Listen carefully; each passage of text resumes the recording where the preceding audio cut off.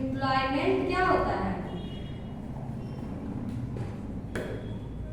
अस्थायी होते हैं। रेगुलर टर्म का एम्प्लॉयमेंट होता है, उसको कुछ निश्चित सैलरी दिया जाता है,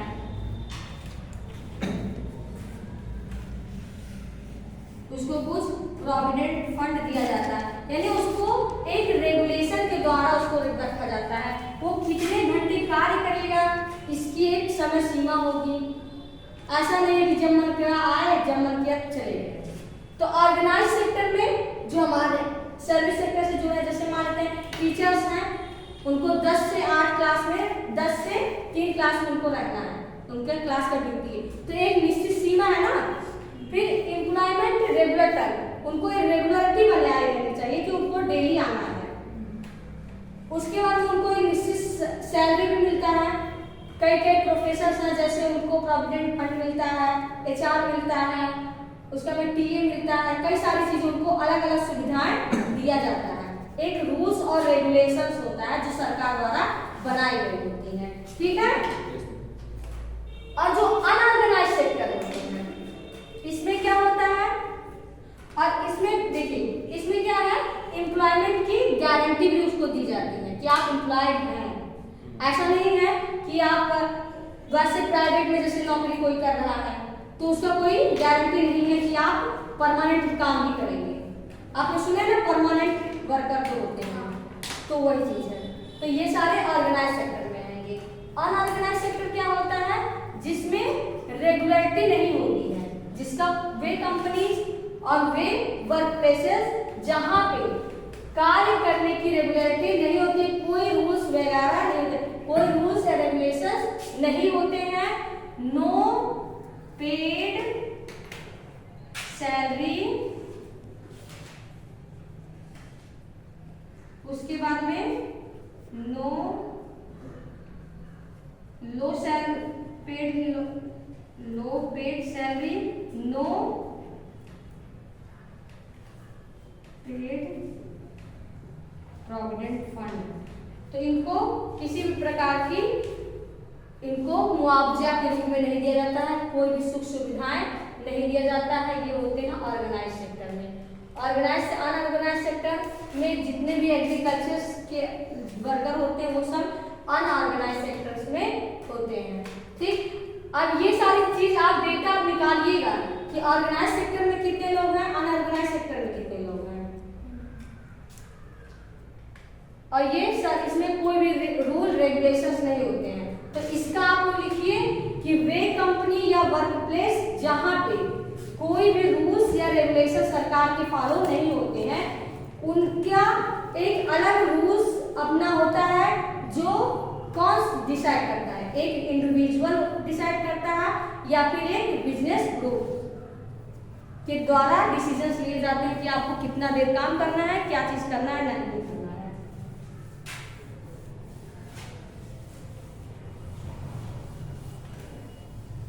सेक्टर डिफाइन किए गए हैं, एक है हमारा पब्लिक सेक्टर, एक है प्राइवेट सेक्टर। पब्लिक सेक्टर क्या होता है,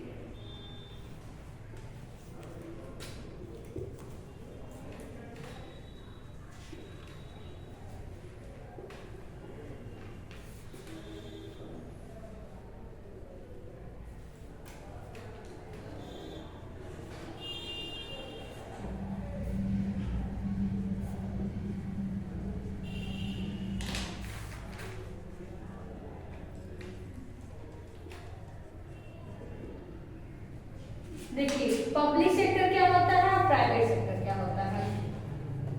इसका मेन जो पर्पज होता है वेलफेयर, सोशल वेलफेयर।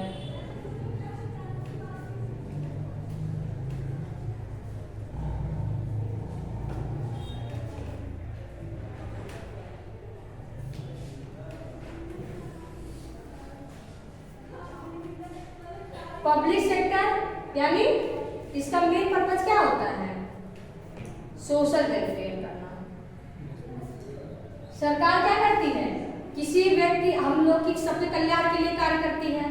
आप लोग पढ़े होंगे समाजवादी अर्थव्यवस्था और पूंजीवादी अर्थव्यवस्था। क्या होता है? समाजवादी में जो सारे उसके जो होते हैं, उससे जो आय के स्रोत होते हैं वो टैक्सेस वगैरह होते हैं, और इसमें वो जो भी कार्य करेंगे वो वेलफेयर के लिए करेंगे। और जो पूंजीवादी होते हैं उसमें कोई इंडिविजुअल, मतलब कोई व्यक्ति हो सकता है, कोई संस्था हो सकती है, कोई समूह हो सकती है, और वो अपने प्रॉफिट के लिए वो करेंगे, और सरकार का हस्तक्षेप इसमें बहुत कम रहता है, इसमें जारी रहता है।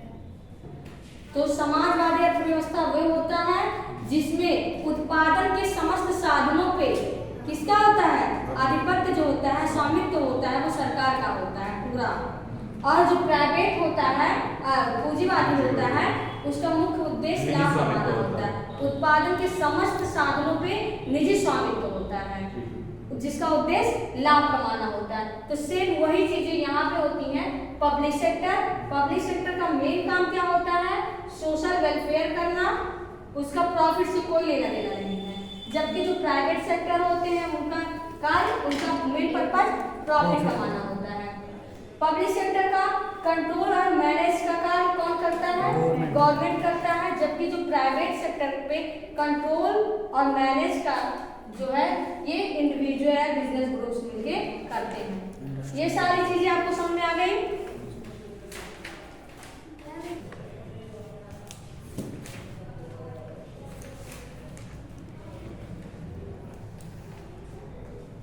कोर इंडस्ट्रीज क्या होते हैं?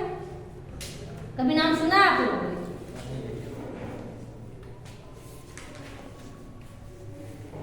एक हमारा बनता है प्रोडक्शन इंडेक्स।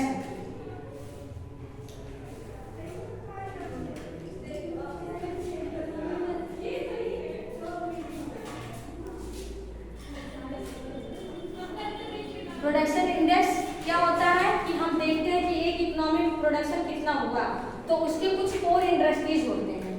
और इस कोर इंडस्ट्रीज में कितने इंडस्ट्रीज आते हैं? 8 इंडस्ट्रीज हैं। 8 इंडस्ट्रीज जो मेन होते हैं वो कोर इंडस्ट्रीज कहलाते हैं। इसका डिस्ट्रीब्यूशन है कुछ, उसको डेटा दिखा देते हैं।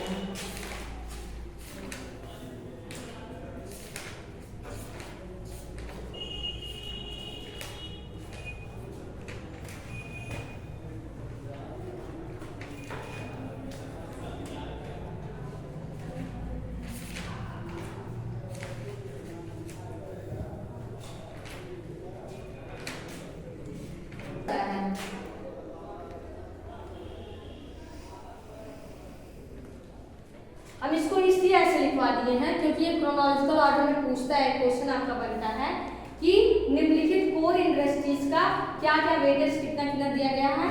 एक असेंडिंग ऑर्डर में और डिसेंडिंग ऑर्डर में लिखने के लिए आता है। तो देखिए पहला है कोर इंडस्ट्रीज में 8 इंडस्ट्रीज होते हैं। Refinery product, electricity, steel, coal, crude oil, natural gas, cement and fertilisers. तो सबसे ज्यादा किसका है? सबसे ज्यादा होता है रिफाइनरी को वेटेज दिया गया है 28%, और इलेक्ट्रिसिटी को 19.85%, और स्टील आता है फिर 70.92%, कोल आएगा आपका 10.33%, और क्रूड ऑयल आपका आएगा 8.98%, नेचुरल गैस आएगा 6.88, सीमेंट आएगा 5.37, और फर्टिलाइजर्स आएगा आपका 2.63। तो एक आप लोग अपने माइंड मैप तैयार कर लीजिए कि हाँ इस क्रोनोलॉजिकल ऑर्डर में हमको आ जाएगा अरेंज करने के लिए, तो हम लिख ले जाएंगे। ठीक, ये भी एक क्वेश्चन ऐसे आता है क्रोनोलॉजिकल में। एक आपको दे दिया जाएगा 8 इंडस्ट्रीज का, 8 में से 5 इंडस्ट्रीज दे दिया गया, और उसके बाद में ऐसे करके कामा लगा करके, जैसे रिफाइनरी प्रोडक्ट है ना, अब आपका यहीं पे दे दिया जाएगा 19.85। क्या ये सही है? नहीं सही है, तो इसको हम नहीं लगाएंगे। जो मैच करेगा उसके अकॉर्डिंग हम लगाएंगे। और ये जो डेटा है ये आप लोग देखते रहिएगा, बजट जब आएगा फिर उसके हम इसको चेंज कर लीजिएगा, थोड़ा बहुत ऊपर नीचे होता है।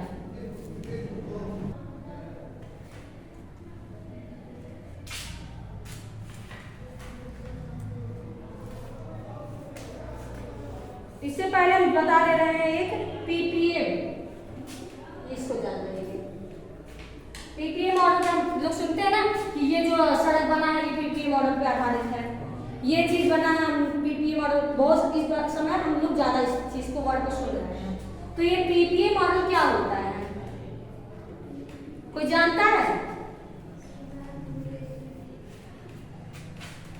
पब्लिक प्रोविडेंट बताने प्राइवेट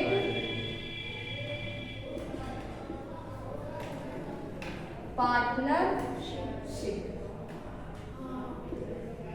जिसमें सरकार का भी रोल होता है और प्राइवेट सेक्टर का भी रोल होता है। मिक्स होती है। मिक्स होती है, इसमें दोनों का होता है। जैसे इंडिया डेवलपिंग कंट्रीज है, उसको क्या होती है, उधार की आवश्यकता होती है ना, क्योंकि उसके पास इतना इनकम है नहीं कि वो बड़ी बड़ी फैक्ट्रियां लगा दे। तो उसके लिए जो प्राइवेट सेक्टर होती है वो इन्वेस्टमेंट करती है, यानी क्या कर रहा है, पब्लिक सेक्टर और प्राइवेट सेक्टर के बीच की जो कड़ी है, जोखिम वाली कड़ी, क्योंकि गवर्नमेंट इतना पैसा नहीं लगा सकता ना, उसके पास इतना पैसा है नहीं, शेयर करती है। वो या तो दूसरे देश से लेगा और या तो अपने यहाँ, अगर अपने देश के अंदर कोई प्राइवेट है जो इन्वेस्ट कर दे वो होगा। तो इस चीज के लिए हम पीपीपी मॉडल का यूज भी करते हैं, इकोनॉमी में देखते हैं। इसमें जोखिम को कम किया जाता है। कुछ रोज गवर्नमेंट का होता है, जैसे मैनेज करना, रेगुलेशन, उसको सारे चीज को रेगुलेट करना, ये काम पब्लिक सेक्टर का होता है। प्लस प्राइवेट का क्या काम होता है, केवल इन्वेस्टमेंट करना। जैसे मैम वो जो अपनी सरकारी गतिविधियों को बेचती है सरकार, जैसे कि रेलवे स्टेशन बेचती है, फिर वो सब तो ये चीजें क्या है, ये सरकार, उसपे क्या है, रेलवे क्या है, उसपे सरकार का मोनोपॉली है, एकाधिकार है, सरकार बेच सकती है। और जब पीपीपी मॉडल हो जाएगा तो सरकार उसको बेच नहीं सकती है, क्योंकि उसपे क्या है, स्वामित्व केवल सरकार का नहीं है, जैसे मतलब पब्लिक का भी है। कोई स्टेशन है उसको बेच दिया सरकार ने, तो वहाँ पे उस तरीके के उनके रूल रेगुलेशन लागू नहीं हो पाएंगे, जैसे नहीं हो पाएंगे। वो प्राइवेट वाले के जाते। जब वो जिसको बेचेगी, प्राइवेट को बेच दे रही है, तो फिर वहां भी चले जाएंगे। जैसे अभी है ना कि हम 50 रुपए में गोरखपुर चले जाते हैं, हाँ। लेकिन जब वो प्राइवेट सेक्टर में चले जाएंगे तो क्या हम 50 रुपए में चले जाएंगे, फिर हम नहीं जा पाएंगे, फिर वो प्राइवेट सेक्टर के हाथ में चल जाएगा। तो ये पीपी मॉडल आप लोग और पढ़ लीजिएगा, भेजेंगे इसको। अब है सेंट्रल पब्लिक सेक्टर इंटरप्राइजेज। ये कौन सी कंपनियां होती हैं, ये क्या करती हैं, इंटरप्राइजेज कंपनियां, ये पब्लिक सेक्टर की ही कंपनियां होती हैं, जिनको उनका एक मेजरमेंट होता है, जिसके द्वारा हम ये देखते हैं कौन सी महारत्न कंपनी आती है, कौन सा नवरत्न है और कौन सा मिनी रत्न है। तो जो इसके 3 कैटेगरी, अब पहले इसको डिसाइड कौन कर सकता है, nodal ministry.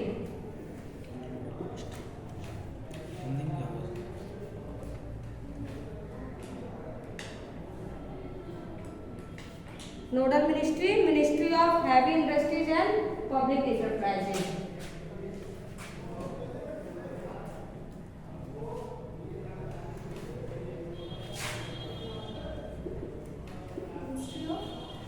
Ministry of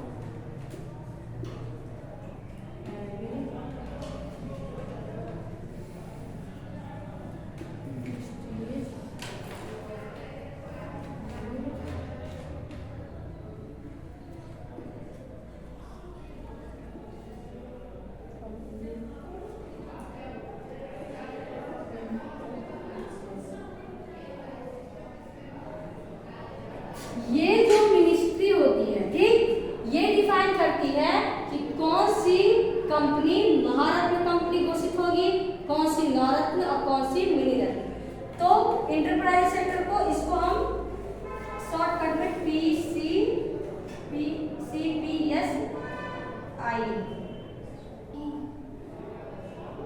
enterprises ये है ना। तो इसको शॉर्टकट में ऐसे पूछा जाता है। इसके 3 कैटेगरीज हैं।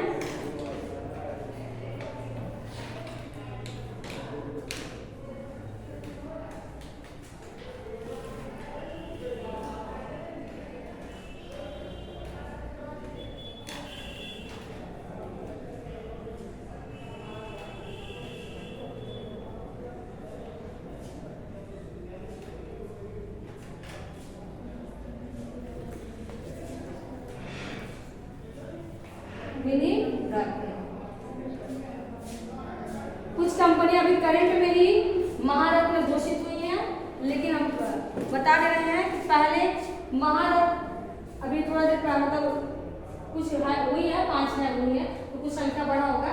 नहीं तो ये है 11 कंपनियां, ये नवरत्न आपका है 30 और मिनी रत्न है आपका 74 कंपनी। इसका करंट डेटा आप लोग ढूंढ लीजिएगा। सुना दे रहा है ना सबको? हाँ, तो इसका करंट डेटा आप लोग ढूंढ लीजिएगा।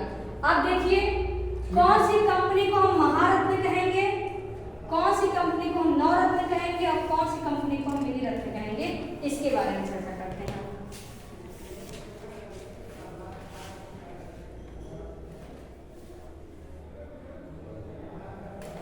एक बार इसको पढ़ के सुना देते हैं, उसके बाद फिर बताएंगे। नवरत्न कंपनियां क्या कौन कौन सी हैं, किस स्टैंडर्ड को वो फॉलो कर रही हैं, वो नवरत्न कंपनियां कहलाएंगी। जैसे उनका ग्लोबल ब्रांड्स होना चाहिए, वो नवरत्न के स्टेटस को फॉलो करें।